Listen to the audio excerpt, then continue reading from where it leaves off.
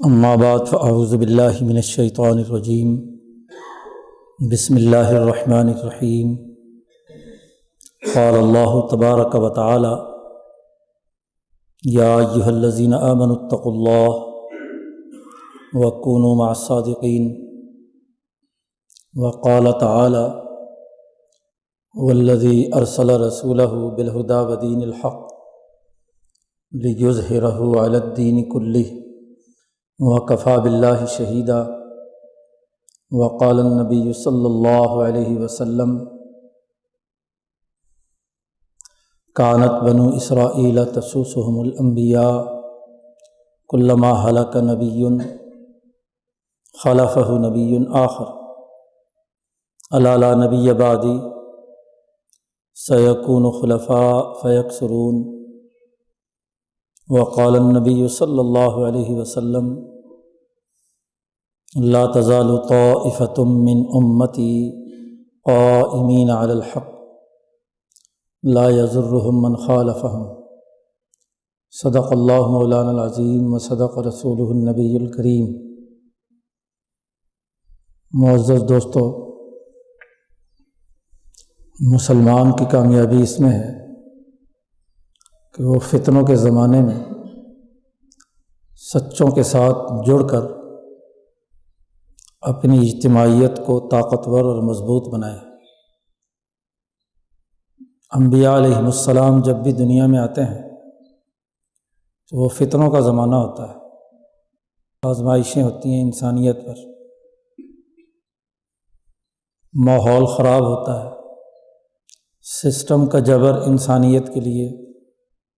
نت نئے مصائب اور مشکلات کھڑی کرتا ہے، طرح طرح سے انہیں گمراہ کرنے، غلط افکار و نظریات کی طرف لے جانے اور اپنے مقاصد کے لیے استعمال کرنے کا طریقہ واردات اختیار کرتا ہے۔ ایسے ماحول میں انبیاء علیہم السلام اور ان کے سچے جانشین وہ سچائی کا علم بلند کرتے ہیں،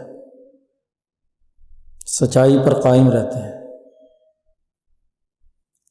اس لیے مشکل حالات میں اللہ پاک نے مسلمانوں سے کہا ہے کہ اے ایمان والو، اللہ سے ڈرو، یا ایھا الذین آمنوا اتقوا اللہ، اور یہ تقوی حاصل کرنے کا ایک ہی طریقہ ہے کہ کونوا مع الصادقین، سچوں کی معیت اختیار کرو، سچوں کے ساتھ رہو۔ کسی میں معاشرے میں تباہی آتی ہے جھوٹ سے، جھوٹ جب پھیلتا ہے تو اس سے بہت سی خرابیاں پیدا ہوتی ہیں،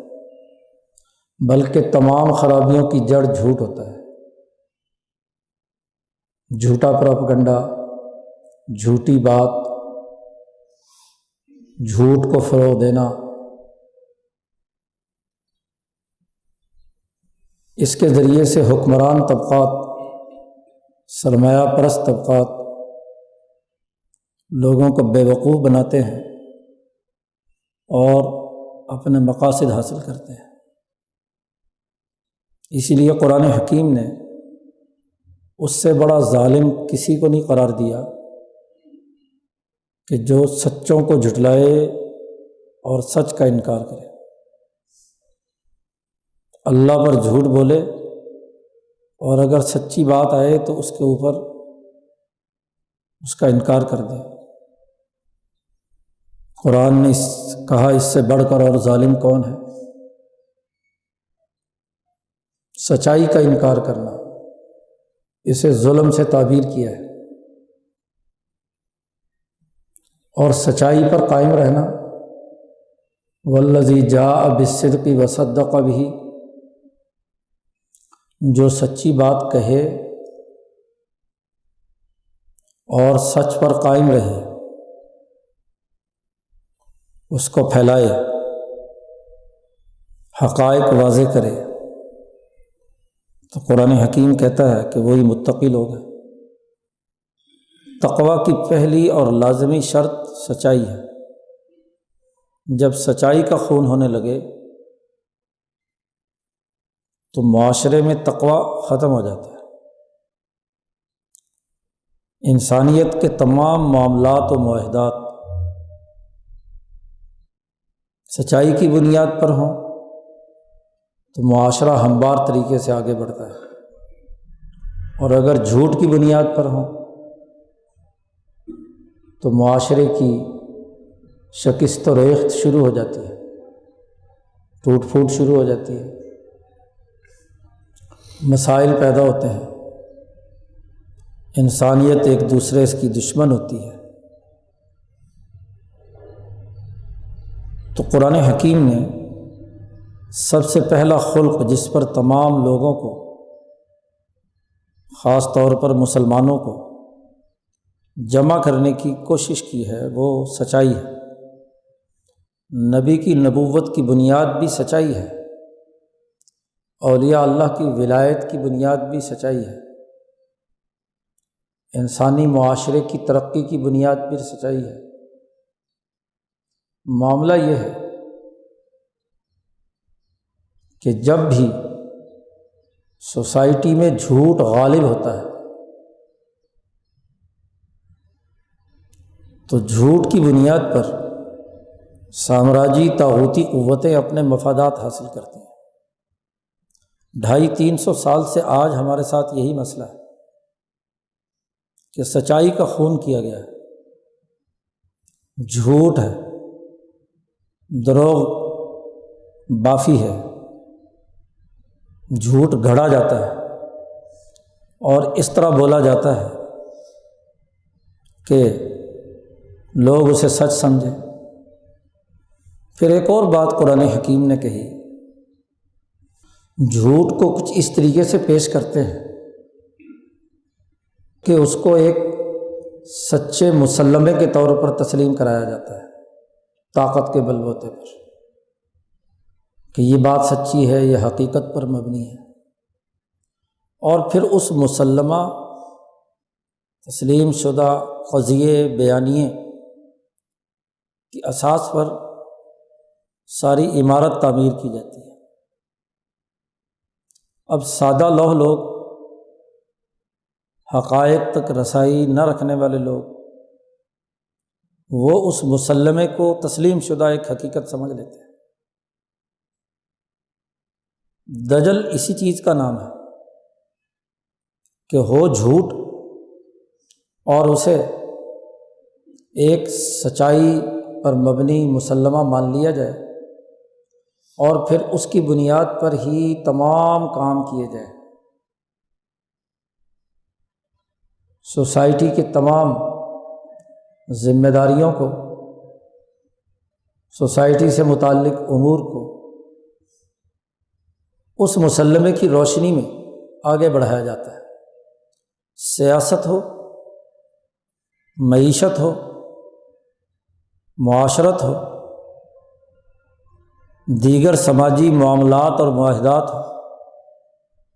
حتیٰ کہ عبادت ہو، مسجدیں ہوں، مذہبی اعمال ہوں، انسانی زندگی کے باقی تمام پہلو ہوں، وہ اسی جھوٹے مسلمے کو سچ بنا کر طے کیے جاتے ہیں۔ جب وہ مسلمہ تسلیم کر لیا تو پھر اب مسئلہ پوچھا جائے گا کہ بھائی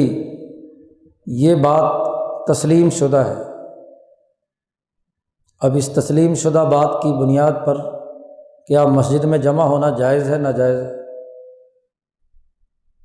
تو اب حدیث لاؤ، کوئی آیت ادھر ادھر سے لے کر آؤ، اور پھر اس مسلمے کو بنیاد باندھ کر تمام مسائل کی بنیاد جواز اور عدم جواز کی اس کی بنیاد پر کی جاتی ہے۔ دراصل اس وقت سب سے اہم سوال اس بیانیے، اس مسلمے، اس قضیے پر ہوتا ہے کہ اس کی کیا حقیقت ہے۔ اس کی کیا سائنٹیفک بنیاد ہے، اور بالفرض ہے تو کتنے درجے کی ہے، اور جتنے درجے کی ہے اس کو حل کرنے کی کوئی اور متبادل طریقہ کار بھی ہے، کوئی اور ایسی حکمت عملی بھی ہو سکتی ہے کہ اس ممکنہ برائی کو ختم کیا جا سکے۔ اب یہ سوال نہیں ہے،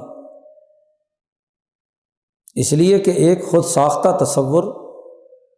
طاقت کے بل بوتے پر بنوا لیا گیا۔ انہوں نے کہا کہ نہیں جی ہم یہ کام نہیں کرتے، ٹھیک ہے بیماری ہے اپنے آپ مسئلہ حل ہو جائے گا۔ بات بڑی بنیادی سی ہے۔ ایسے وقت میں سچوں کے ساتھ رہنے کا مطلب یہ ہے کہ قلب، عقل اور نفس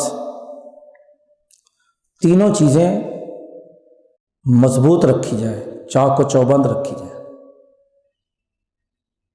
ابراہیم علیہ السلام نے ایسے ہی مشکل حالات میں کہا ہے، جب باپ بھی مخالف، خاندان بھی مخالف، حکومت کی طاقت بھی مخالف، تو ابراہیم علیہ السلام نے قلب کی بات کی ہے دعوت دیتے ہوئے، الا من اتی اللہ بقلب سلیم، کامیاب صرف وہ ہوگا جس کا قلب سلیم ہوگا، صاف ستھرا ہوگا، مضبوط ہوگا، وہ باہر کے اثرات قبول نہیں کرے گا۔ انسان اللہ کی ایک ایسی پیچیدہ، متنوع اور طاقتور مخلوق ہے کہ دنیا میں کوئی مخلوق اس درجے اشرف اور اعلیٰ نہیں ہے، اور اس انسان میں سب سے مضبوط ترین چیز قلب ہے، کہ جس دن سے اس کی روح اس کی ماں کے پیٹ میں آئی تھی، اس دن سے یہ دل دھڑکنا شروع ہوتا ہے، اور دنیا سے روح پرواز کرنے تک 70-80 سال سوتے جاگتے اٹھتے بیٹھتے دل حرکت پذیر ہے، آنکھیں سوتی ہیں، ہاتھ آرام کرتے ہیں، ٹانگیں آرام کرتی ہیں، باقی جسم اپنی توانائی لینے کے لیے ریسٹ کرتا ہے۔ اور کیا خیال ہے کہ اگر دل ریسٹ کرنے لگ جائے تو ہو گیا کام؟ دل کبھی ریسٹ نہیں کرتا، اسے تو مسلسل جسم کے اندر توانائی بکھیرنا ہے، توانائی کو برقرار رکھنا ہے، اس کی حرکت تو جاری رہے گی۔ جس دن اس کی حرکت میں سکون ہو گیا اسی دن انسان ساکن ہو گیا۔ اچھا، دل ایسی مضبوط چیز اللہ نے بنائی ہے کہ اس کا تعلق نور الہی کے ساتھ، عرش مقدس کے ساتھ، حضرت القدس کے ساتھ ہے، یعنی وہ اس نظام شمسی کے نیچے کی طاقتوں اور قوتوں ہی کا مرکز اور محور نہیں، بلکہ ماورائے مادہ ایک بہت بڑی توانائی کے مرکز کے ساتھ قلب ہر انسان کا جڑا ہوا ہے۔ امام شاہ ولی اللہ فرماتے ہیں کہ ہر انسان کا قلب، اس کا نفس، اس کی روح حضرت القدس میں ایک خاص مقام میں پیدا ہوئی ہے، اور وہیں تک اسے واپس جانا ہے۔ یہاں کا سفر ہو، قبر کا ہو، حشر کا ہو، اسے وہیں پہنچنا ہے۔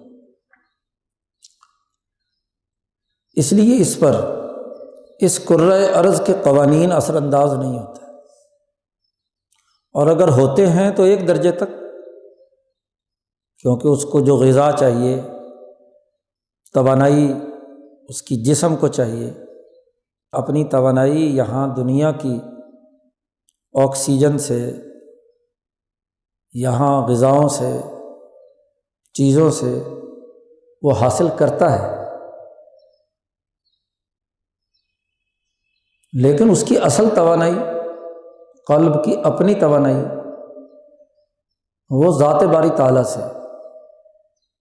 اگر انسان ایک درجے کا ہے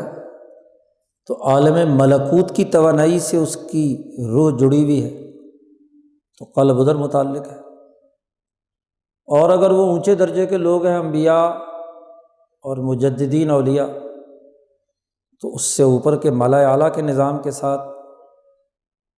ان کی روح جڑی ہوئی ہے۔ اب اس دنیا میں جتنے حالات آتے ہیں، دجل کے، فریب کے، سرمایہ پرستی کے، ظلم اور زیادتی کے، فتنوں کے، اس میں اگر اس کا یہ دل مضبوط رہا، اللہ کے سامنے، جیسا کہ نبی اکرم صلی اللہ علیہ وسلم نے فرمایا کہ قلب خاشع، اللہ کے سامنے عجز و انکساری کرنے والا دل، تفقع اور بصیرت رکھنے والا دل، سمجھ اور بصیرت رکھنے والا دل، تو قلب میں اگر یہ سمجھ بوجھ اور اس مادی نظام سے بالا تر طاقت کے ساتھ ربط پیدا کرنے کا اس کے اندر ملکہ پیدا ہو گیا، اس کو اس نے زندہ کر لیا۔ ربط تو ہر آدمی کا ہے، غفلت سے لوگوں نے اس کے اوپر غلاف چڑھا کر اپنی اس توانائی کو غیر مؤثر بنا رکھا ہے۔ جب وہ غلاف اتار کر ذکر الہی کے ذریعے سے، اخلاص کے ذریعے سے، سچے لوگوں کی صحبت کے ذریعے سے اسے مضبوط بنا لیتا ہے، تو پھر وہ ہر طرح کے مشکل حالات میں، فتنوں میں ثابت قدم رہتا ہے۔ کوئی دنیا کی طاقت اس کے عزم، اس کے ارادے، اس کی ہمت کو نہیں توڑ سکتی، کیونکہ وہ اللہ کی پناہ میں آ گیا۔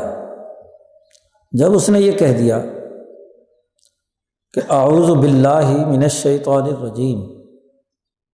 کہ میں شیطان مردود سے اللہ کی پناہ میں آتا ہوں،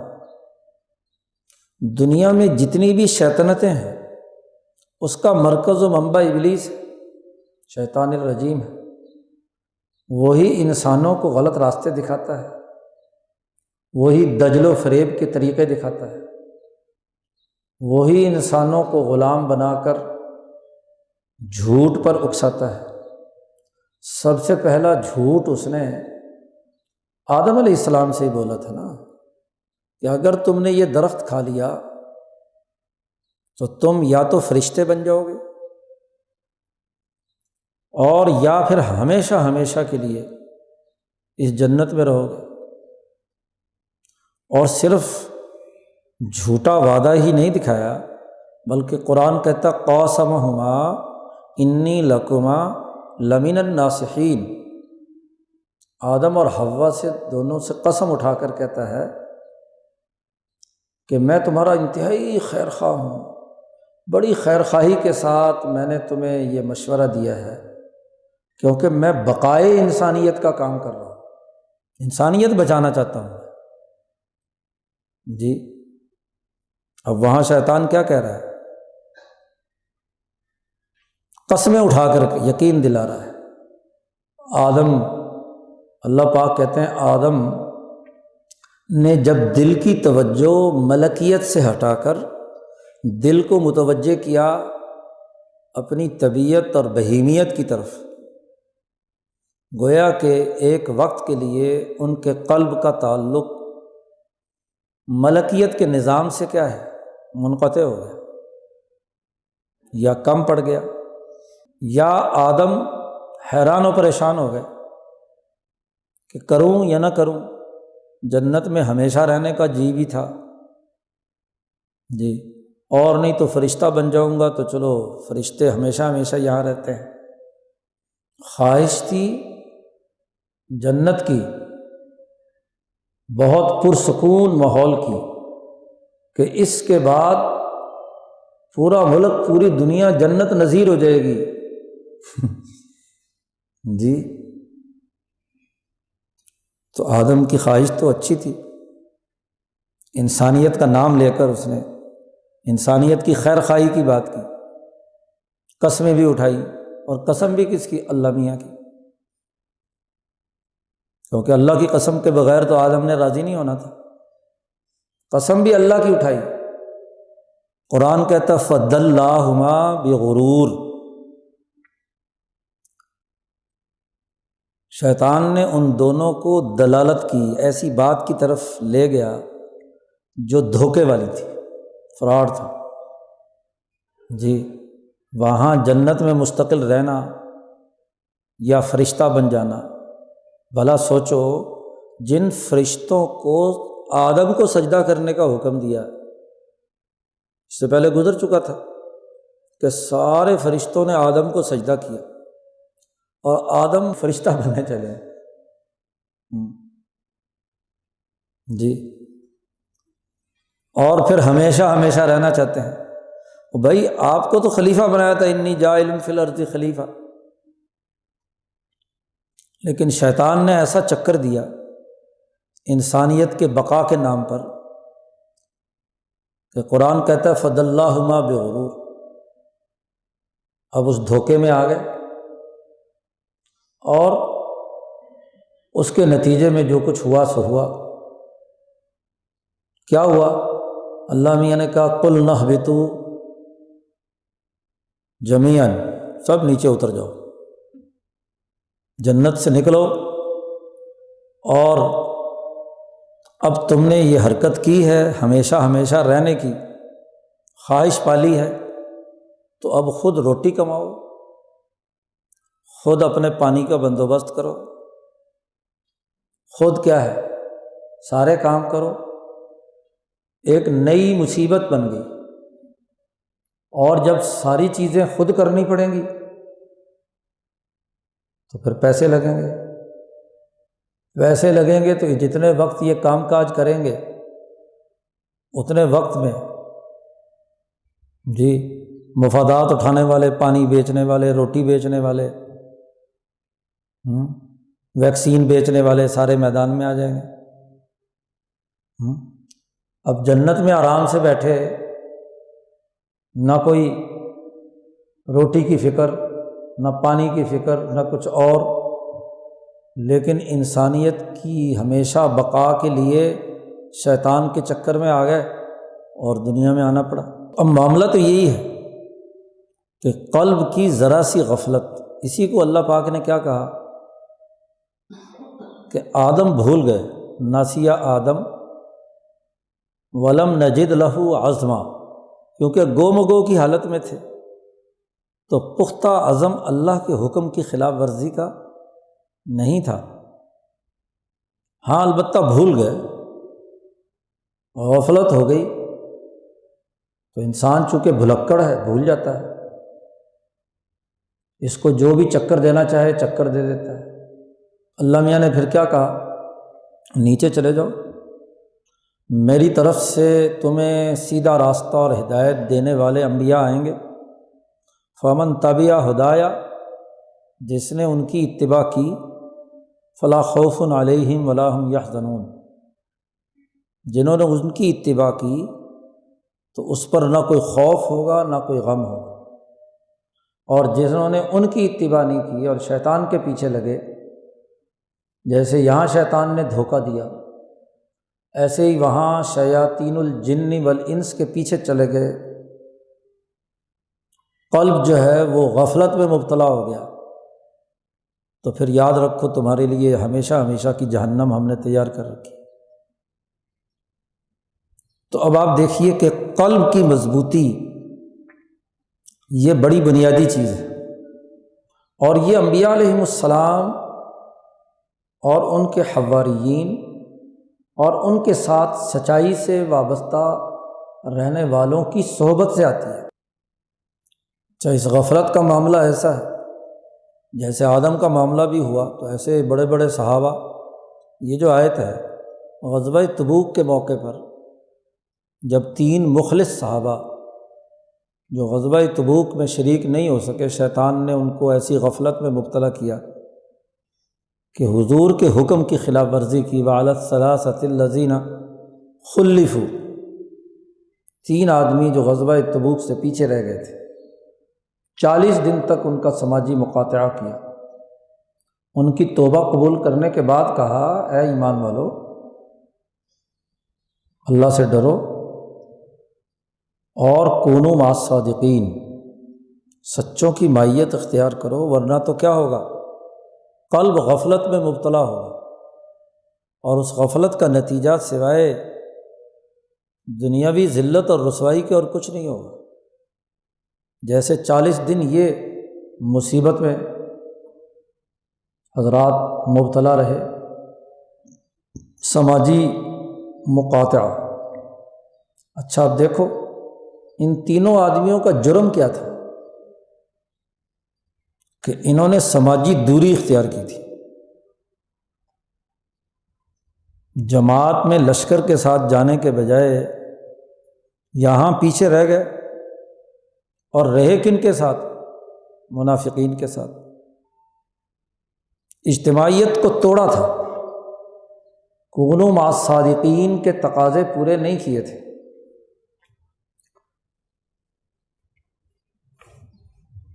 تو اللہ نے کیا سزا دی؟ نبی نے تمام معاشرہ ان سے سماجی مقاطعہ کر دیا، نہ ان سے کوئی بولے، نہ ان سے کوئی سلام لے، سماجی دوری سزا کیا دی۔ جیسے سامری کو سزا دی تھی اللہ نے کہ ان تقول لا مساس، جیسے عبداللہ ابن ابی کو دی تھی سماجی تنہائی، اور یہاں بھی ان تینوں آدمیوں کو 40 دن تک کیا کیا، حتیٰ کہ ان کی بیویوں سے کہا اپنے ماں باپ کے گھر چلی جاؤ، خبردار ان کو کوئی روٹی پکا کر نہیں دینی، نہ ان کے کپڑے دھونے، نہ ان کا کوئی کام کرنا۔ ایک بڑھیا ہلال ابن امیہ کی بیوی وہ حضور کے پاس آئی کہ وہ میرا خامن تو انتہائی بوڑھا ہے، نہ چل سکتا نہ پھر سکتا، ہر وقت چارپائی پہ پڑا رہتا ہے، اگر میں اس کی خدمت نہیں کروں گی، روٹی شوٹی نہیں دوں گی تو وہ تو مر جائے گا، تو مجھے اتنی اجازت دے دیں کہ میں روٹی پکا کے اس کے پاس رکھایا کروں، کم از کم وہ کھا پی کر زندہ تو رہے۔ تو حضور نے فرمایا کہ ٹھیک ہے جی، اس کو تو اجازت دے دی۔ سارے تینوں آدمیوں کے ساتھ سماجی بائیکاٹ۔ کعب ابن مالک کہتے ہیں میرے پرانے دوست یار بچپن کے، جن سے میں کبھی جدا نہیں ہوا، میں ان کے پاس جاتا تھا، سلام کرتا تھا، لیکن مجال ہے کوئی مجھ سے بات کرے، میں جیسا کہ ہے ہی نہیں، بڑی تکلیف ہوتی تھی جی۔ حضور کے پاس جاتا، وہاں سلام کرتا تو حضور کے ہونٹوں کو دیکھتا رہتا کہ شاید خفیتاً حضور دل میں جواب دیتے ہوں تو ہونٹ ہلیں، بالکل خاموشی۔ سماجی بائیکاٹ کیوں؟ اجتماعیت توڑی جی، حقوق توڑے۔ تو یہاں حکم دیا گیا کونوا مع الصادقین، سچوں کی مائیت اختیار کرو، واضح اور دو ٹوک حکم دیا، یعنی قلب کو جوڑے رکھو سچوں کے ساتھ۔ ایسے ہی فتنوں کے زمانے میں قلب کے ساتھ ساتھ عقل کا مضبوط ہونا بھی ضروری ہے، عقل بہیمی نہ ہو اور عقل شیطانی نہ ہو۔ شیطان جو عقلی تانے بانے بنتا ہے جو منطق بیان کرتا ہے، جو ترتیب بناتا ہے، اس کے پیچھے چلنا یہ عقل شیطانی ہے۔ اسی طریقے سے اگر عقل مالی مفادات، حیوانی تقاضے اور خواہشات، اس کے دلائل گھڑتی ہے، اس کے مفادات کے لیے چلتی ہے، تو وہ عقل اگر اس کے تابع چلے گی تو وہ عقل بہیمی ہے۔ عقل ملکی ہو، جسے شاہ صاحب نے عقل سلیم کہا ہے، جیسے قلب سلیم ہے ایسے ہی عقل سلیم ہے، عقل سلیم اور یا اس سے بھی اونچے درجے کی ہو، جس کو صوفیہ کی اصطلاح میں سر کہا جاتا ہے، عقل سری، یعنی باتوں کا جو مخفی راز ہے وہ سمجھنے کی ان کے اندر صلاحیت ہو۔ یعنی بظاہر تو جو کچھ کہا جا رہا ہے وہ تو شاید منطقی دلائل کے اعتبار سے صحیح ہو، جی آپ ظاہری عقل سے شاید اس کا توڑ نہ کر سکتے ہوں، لیکن مجموعی طور پر اس بیانیے کے تمام مخفی پہلوؤں پر غور و فکر کر کے کہ اس منطق کے، اس عقلی بیانیے کے کہ جو مجموعی نتائج انسانیت کے حق میں آئیں گے وہ کیا ہے، اس کو عقل سری کہا جاتا ہے۔ بہت ساری چیزیں ایسی ہوتی ہیں کہ جسے کہتے ہیں نا چھٹی حس انسان کی، ہاں جی، وہ کام کر رہی ہوتی ہے۔ اسی لیے محدثین کے ہاں ایک اصطلاح ہے، حدیثیں آتی ہیں، مثلاً امام بخاری کی مثال لیجیے، امام بخاری نے لاکھوں حدیثوں میں سے یہ 4000 حدیثیں بخاری میں مرتب کی ہیں۔ اچھا، اب ہوا کیا کہ امام بخاری کے بعد تیسرے درجے میں ان کے ایک شاگرد ہیں جن کو امام حاکم کہا جاتا ہے، انہوں نے کتاب لکھی ہے مستدرک حاکم۔ استدراک کا مطلب یہ ہوتا ہے کہ امام بخاری نے جن راویوں سے وہ حدیث لائے ہیں انہی راویوں کی بہت سی ایسی حدیثیں ہیں جو بخاری اور مسلم اپنی کتابوں میں نہیں لائے، حالانکہ راوی وہ سارے بڑے پرفیکٹ ہیں، بڑے اچھے ہیں، بہت عمدہ ہیں، ان کو کہا جاتا ہے رجال شیخین، یعنی بخاری اور مسلم جن آدمیوں سے روایت لاتے ہیں وہ بڑے پرفیکٹ لوگ ہیں، کوئی ان میں کمی نہیں ہے۔ لیکن امام حاکم نے کہا کہ ایسے بہت سی حدیثیں ہیں جو بخاری اور مسلم کے راویوں ہی کی روایت کرتا ہیں، لیکن نامعلوم بخاری اور مسلم انہیں کیوں نہیں لے کر آئے، تو انہوں نے ایک کتاب لکھ دی جس کا نام ہے مستدرک حاکم۔ اس کے تمام راوی بخاری اور مسلم کے ہیں۔ وہاں امام شاہ ولی اللہ نے بڑی اچھی بات کہی ہے، باقی لوگوں کو تو یہ بات شاید اس تناظر میں سمجھ میں نہیں آئی۔ انہوں نے کہا جی کیا فرق ہے مستدرک حاکم میں اور بخاری اور مسلم میں، کیونکہ اسی کے راویوں کی وہ حدیث ہے۔ اب ظاہری عقل کے اعتبار سے تو ان روایتوں پر کوئی اعتراض نہیں ہے، لیکن امام شاہ ولی اللہ رحمۃ اللہ علیہ اور محققین محدثین کہتے ہیں کہ گو یہ راوی ظاہری عقل کے مطابق بالکل صحیح ہے، لیکن ان احادیث میں کوئی ایسی خفیہ، جس کو محدثین کی اصطلاح میں علت قادحہ کہا جاتا ہے، ایسی بیماری ہے کہ جس کو بڑے بڑے اونچے درجے کے جو عقل سری رکھنے والے محدثین ہیں بخاری اور مسلم ہی سمجھ سکتے ہیں۔ اس کے متن میں اور یا ان راویوں کی کسی سند میں کوئی نہ کوئی ایسا ابہام،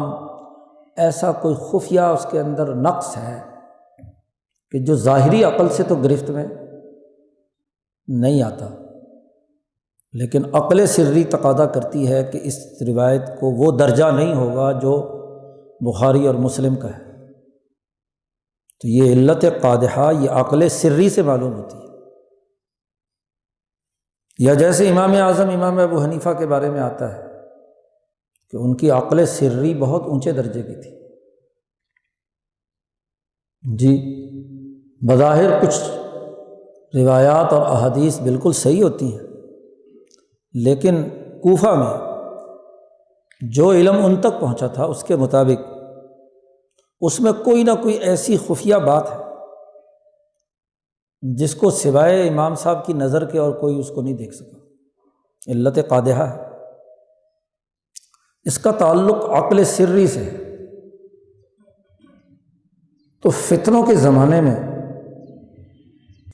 عقل سلیم اور اس سے بھی بڑھ کر عقل سری کی ضرورت ہوتی ہے۔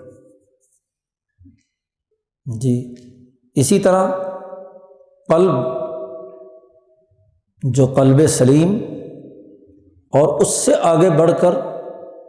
جو اگلا لطیفہ جس کو صوفیہ نے بیان کیا ہے وہ روح ہے۔ قلب کے اوپر وہ غلاف اور وہ روح جو ملائے اعلیٰ کے ساتھ اس دل کو جوڑے ہوئے ہے، تو قلب روحانی، اس کو مضبوط کرنے کی ضرورت ہوتی ہے۔ یا تو آدمی یہ خود اپنے اندر صلاحیت پیدا کر لے، دعوت تو سب کو یہی ہوتی ہے، اور نہیں تو آدمی جماعت کے ساتھ جڑا رہے، تو جماعت کی اجتماعیت سے سچوں کے ساتھ جڑے رہنے، مخلص لوگوں کے ساتھ جڑنے کے نتیجے میں وہ ایسا قلب اور ایسی عقل انسان کو نصیب ہوتی ہے کہ وہ دھوکہ نہیں کھاتا۔ اسی کو نبی اکرم صلی اللہ علیہ وسلم نے فرمایا کہ جب دجال کا زمانہ آئے گا تو دجال کی آمد پر شور تو بہت ہے کہ دجال آ گیا، دجال آ گیا، لیکن دجال کے مقابلے کے لیے جو حکمت عملی نبی اکرم صلی اللہ علیہ وسلم نے بیان فرمائی ہے کہ دل کا مضبوط ہونا، عقل کا باشعور ہونا، سچے لوگوں کے دامن سے وابستہ ہونا، ان سچی جماعت کے ساتھ وابستہ ہونا، اس کی طرف کوئی توجہ نہیں ہے۔ اب دجال کا مقابلہ کرنے کے لیے، دجل کا مقابلہ کرنے کے لیے روایتی عبادات اور رسمی اعمال کرتے ہیں۔ اب رسمی اور روایتی اعمال کے نتائج کیا ہیں؟ بھائی کیوں؟ آخر عالم تو عقل سری والا، عقل سلیم والا، قلب روحانی والا ہو، اور اس کے مطابق وہ اپنی حکمت عملی بنا کر دین کی بقا کا کردار ادا کرے۔ اب چاہے علماء یہ آیت پڑھیں کہ وَمَنْ أَظْلَمُ مِمَّنْ مَنَعَ مَسَاجِدَ اللَّهِ أَن يُذْكَرَ فِيهَا اسْمُهُ وَسَعَىٰ فِي خَرَابِهَا، جی، اس سے بڑا ظالم کون ہے جو اللہ کی مسجدوں سے لوگوں کو روکے اور مسجدوں کی خرابی کا بندوبست کرے۔ سعیٰ فی خرابیہا ہے، اور وہ لوگ ایسے ہیں کہ لم یدخلوہا الا خائفین، مسجد میں داخل ہوتے ہیں ڈرتے ڈرتے۔ اللہ میاں نے کہا لہم فی الدنیا خزیون، ان کے لیے دنیا میں ذلت اور رسوائی ہے،